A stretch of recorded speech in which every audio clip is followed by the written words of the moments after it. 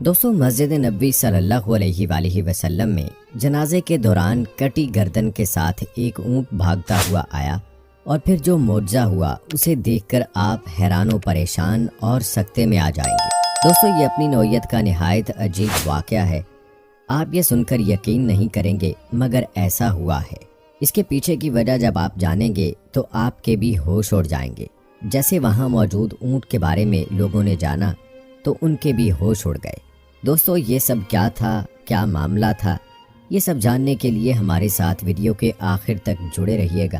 اور اگر آپ نے ابھی تک ہمارا چینل مکتب ٹی وی سبسکرائب نہیں کیا ہے تو ابھی سبسکرائب کر لیں، ساتھ میں بیل نوٹیفیکیشن کو ضرور آن کر لیجیے گا تاکہ لیٹسٹ اپلوڈ ہونے والی ویڈیوز آپ تک بر وقت پہنچتی رہیں۔ ویڈیو کو لائک کریں، شیئر کریں اپنے دوستوں کے ساتھ اور کمنٹ باکس میں اپنی رائے کا اظہار لازمی کیجیے گا۔ دوستو، پالتو جانوروں کی انسانوں بالخصوص اپنے مالکوں کے ساتھ انس و محبت ضرب المثل کی حد تک مشہور ہے۔ کتے، بلیوں، گائے، بھینسوں اور اونٹ انسانوں سے بہت جلد مانوس ہونے والے جانور ہیں۔ دوستو، پالتو جانوروں کا اپنے مالک سے محبت کا مظاہرہ حال ہی میں سعودی عرب میں دیکھا گیا۔ یہ واقعہ ایک اونٹنی کا ہے جسے اس کے پہلے مالک نے، جس کا نام محمد بن صبا تھا، ایک دوسرے شخص کو فروخت کر دیا تھا۔ دوستو، ایک بار یوں ہوا کہ اس شخص نے اونٹوں کی ایک ریس میں شرکت کی۔ اس ریس میں عبد المحسن یعنی اس کے دوست نے اس سے خریدی گئی اونٹنی بھی شامل کر رکھی تھی۔ اونٹنی نے اپنے مالک الصبی کی آواز سنی تو اس نے اپنے مالک کو پہچان لیا اور گاڑیوں کے بیچ میں سے نکلتے ہوئے اس کے پاس جا پہنچی۔ اونٹنی نے اپنی لمبی گردن اٹھائی اور اس سے لپٹ گئی۔ اس کی آنکھوں سے آنسو جاری تھے۔ وہ بہت عرصے بعد اپنے پہلے مالک سے ملنے کی خوشی میں آب دیدہ تھی۔ الصبی نے اونٹنی کے سر پر ہاتھ پھیرا اور اسے تسلی دی۔ یہ سارا واقعہ اونٹوں کے مالک عبد المحسن نے جب دیکھا تو اس نے مذاق کیا کہ اونٹنی اگر واقعی تم سے پیار کرتی ہے تو اسے اپنے ساتھ کیوں نہیں لے جاتے؟ تب الصبی کا کہنا تھا کہ ہم لوگ جانوروں کو صرف اپنی اغراض کے لیے پالتے ہیں، ان کے جذبات کا قطعی خیال نہیں رکھتے، حالانکہ جانور بھی محبت کے جذبات رکھتے ہیں۔ دوستو، پالتو جانوروں کی اپنے مالکان سے محبت اور انسیت بے لوث ہوتی ہے۔ الصبی کو جب اس کی اونٹنی نے اپنی آغوش میں لیا تو الصبی کو وہ دن یاد آ گیا جب وہ اونٹنی اس کے پاس تھی، جب وہ اس کی خدمت کیا کرتا تھا۔ یہ اونٹنی اس وقت بھی اس سے محبت کرتی تھی۔ دوستو، یہ تو آپ جانتے ہوں گے کہ جانوروں میں کتے اور اونٹ ایسے مویشی ہیں جو انسانوں سے بہت جلد مانوس ہوتے ہیں اور اپنے مالکان سے محبت کرتے ہیں۔ کہتے ہیں دوستو کہ اس ریس کے کچھ ہی عرصے کے بعد الصبی کا انتقال ہو گیا اور اس کا جنازہ مسجد نبوی میں لایا گیا تو ابھی لوگوں نے جنازہ پڑھا بھی نہ تھا کہ وہاں موجود لوگوں نے اپنی آنکھوں سے ایک عجیب منظر دیکھا کہ ایک اونٹنی جس کی آدھی گردن تقریباً کٹ چکی تھی، بری طرح اس کا خون بہہ رہا تھا اور وہ پاگلوں کی طرح دوڑتی ہوئی آ رہی ہے۔ اسے دیکھ کر لوگ ڈر بھی گئے کہ شاید یہ زخمی ہے اور کہیں یہ ہمیں کوئی نقصان ہی نہ پہنچا دے۔ پھر وہ زخمی اونٹنی بھاگتی ہوئی آئی اور جنازے کے پاس آ کر رک گئی۔ اس کی آنکھوں سے آنسو بہہ رہے تھے۔ اس نے وہیں جنازے پر اپنا سر رکھا اور لوگوں نے پاس آ کر اونٹنی کو جب پکڑنا چاہا تو وہ وہیں گر گئی اور اس کا سر میت کے اوپر ہی پڑا رہ گیا اور وہ اونٹنی وہیں پر اپنا دم توڑ گئی۔ یہ منظر سب کے لیے حیران کن تھا کہ یہ سب آخر معاملہ کیا ہے اور یہ زخمی اونٹنی کہاں سے آئی اور ایسے کیوں اس نے میت پر اپنا سر رکھ کر جان دے دی۔ تبھی جنازے میں شریک الصبی کا وہی دوست عبد المحسن آگے بڑھا اور اونٹنی پر اپنا ہاتھ پھیرا اور سارا ماجرا لوگوں کو بتایا کہ یہ اونٹنی دراصل الصبی نے مجھے فروخت کر دی تھی اور کل رات سے یہ رسی توڑوانے کی کوشش کر رہی تھی۔ مجھے بھی یہ معلوم نہ ہو سکا کہ یہ ایسا کیوں کر رہی ہے۔ میں نے سمجھا کہ شاید یہ کسی تکلیف میں ہے، لیکن اس کی تکلیف بھی سمجھ میں نہیں آئی۔ پھر ہم نے سمجھا کہ شاید یہ مستی میں پاگل ہو رہی ہے، مگر یہ مسلسل چلا رہی تھی اور رسی توڑوانے کی کوشش کر رہی تھی۔ ہم نے اس کی رسی کو اور مضبوطی سے باندھ دیا کہ یہ مستی میں کہیں کوئی نقصان نہ کر دے، شاید یہ جنونی کیفیت میں آ رہی ہے۔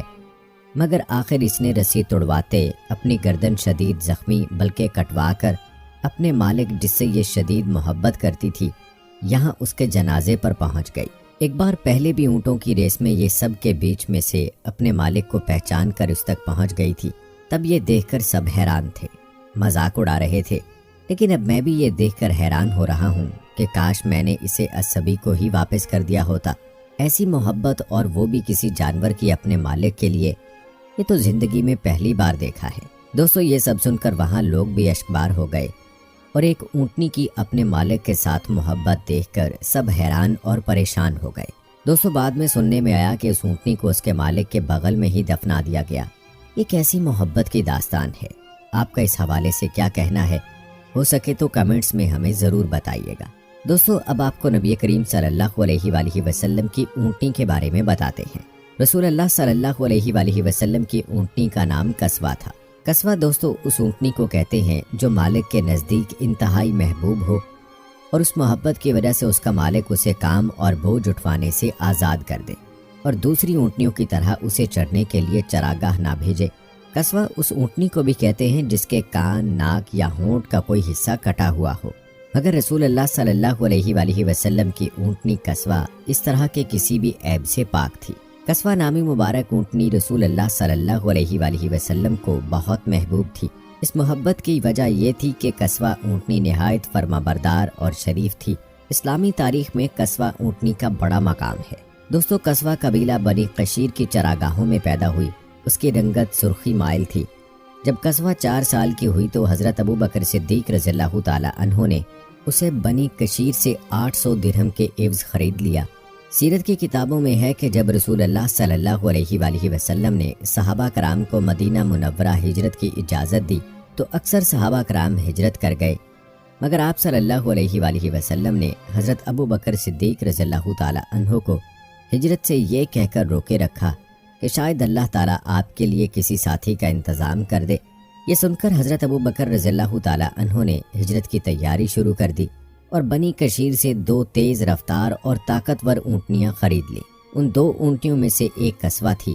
بخاری شریف میں ہے کہ ہجرت کے وقت رسول اللہ صلی اللہ علیہ وآلہ وسلم اور حضرت ابو بکر رضی اللہ تعالی عنہ نے غار میں پناہ لی۔ 3 دن بعد جب روانگی کا وقت آیا تو حضرت ابو بکر رضی اللہ تعالی عنہ نے رسول اکرم صلی اللہ علیہ وآلہ وسلم کو سواری کے لیے اونٹنی پیش کرتے ہوئے فرمایا، اے اللہ کے رسول، آپ پر میرے ماں باپ قربان، آپ ان 2 اونٹنیوں میں سے کوئی ایک اونٹنی پسند فرما لیں۔ جس پر آپ صلی اللہ علیہ وآلہ وسلم نے فرمایا، ہاں لیکن میں اس کی قیمت ادا کروں گا۔ حضرت ابو بکر صدیق رضی اللہ تعالی عنہ نے جو اونٹنی رسول اللہ صلی اللہ علیہ وآلہ وسلم کو فروخت کی اس کا نام قصوہ رکھا گیا۔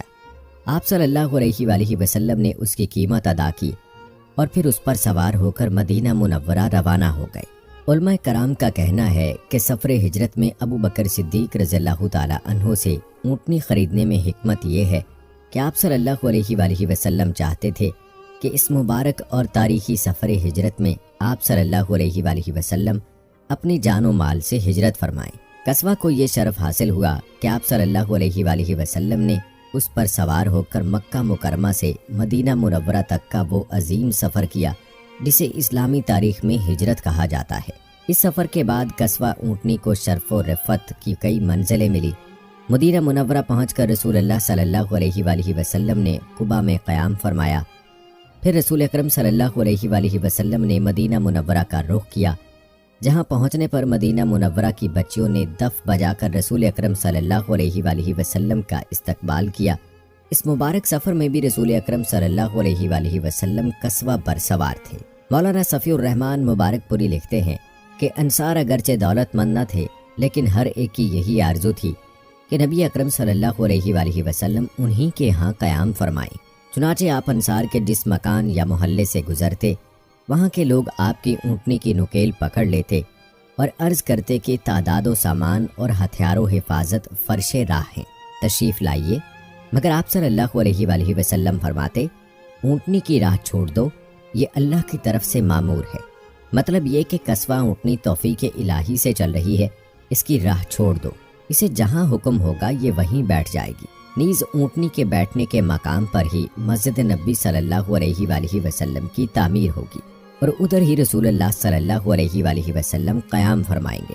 یہ سن کر سب راہ سے ہٹ گئے اور حیرت سے اس کی حرکات کا جائزہ لیتے رہے۔ قصوہ چلتی رہی یہاں تک کہ اس مقام پر جا کر بیٹھی جہاں آج مسجد نبوی ہے، لیکن رسول اکرم صلی اللہ علیہ وآلہ وسلم نیچے نہیں اترے۔ قصوہ دوبارہ اٹھی، تھوڑی دور گئی، مڑ کر دیکھنے کے بعد دوبارہ اسی مقام پر آ کر بیٹھ گئی۔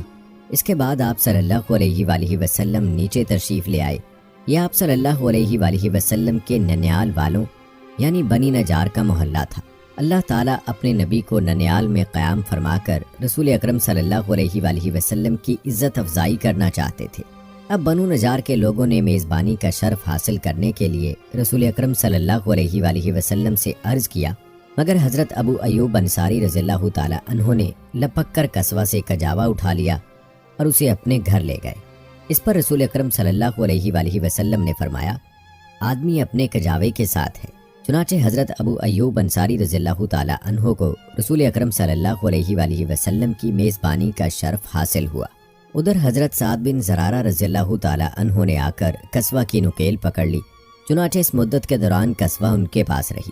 اللہ تعالیٰ نے قصوہ کو وہ قوت اور طاقت عطا کی کہ وہ وحی کے بھار کو برداشت کر سکے۔ علماء کرام کہتے ہیں کہ یہ واحد سواری تھی جو وحی کا بھار برداشت کر سکتی تھی۔ آپ صلی اللہ علیہ وآلہ وسلم اس پر سوار ہوتے تھے اور اچانک آپ پر وحی کا نزول ہوتا تھا۔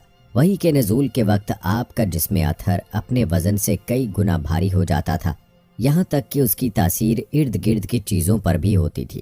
حضرت عائشہ صدیقہ رضی اللہ تعالی عنہا فرماتی ہیں کہ رسول اللہ صلی اللہ علیہ وآلہ وسلم اپنی اونٹنی پر سوار ہوتے اور اچانک وحی کا نزول ہوتا۔ وحی کا اتنا بوجھ ہوتا کہ ہمیں ایسا معلوم ہوتا گویا قصوہ کی ہڈیاں چٹخ جائیں گی۔ دوستو، قصوہ کو یہ شرف حاصل ہے کہ اسے 5 اہم مواقع میں شرکت نصیب ہوئی۔ رسول اکرم صلی اللہ علیہ وآلہ وسلم غزوہ بدر کے لیے اسی پر سوار ہو کر تشریف لے گئے۔ صلح حدیبیہ، عمرہ قضا، فتح مکہ اور حجۃ الوداع کے سفر میں بھی قصوہ شریک تھی۔ دوستو، امید کرتے ہیں آپ کو ہماری آج کی یہ ویڈیو بہت پسند آئی ہوگی۔ اس ویڈیو کے متعلق اپنی رائے کا اظہار کمنٹ باکس میں لازمی کیجیے گا۔ ملتے ہیں اگلی ویڈیو میں، تب تک کے لیے اللہ حافظ۔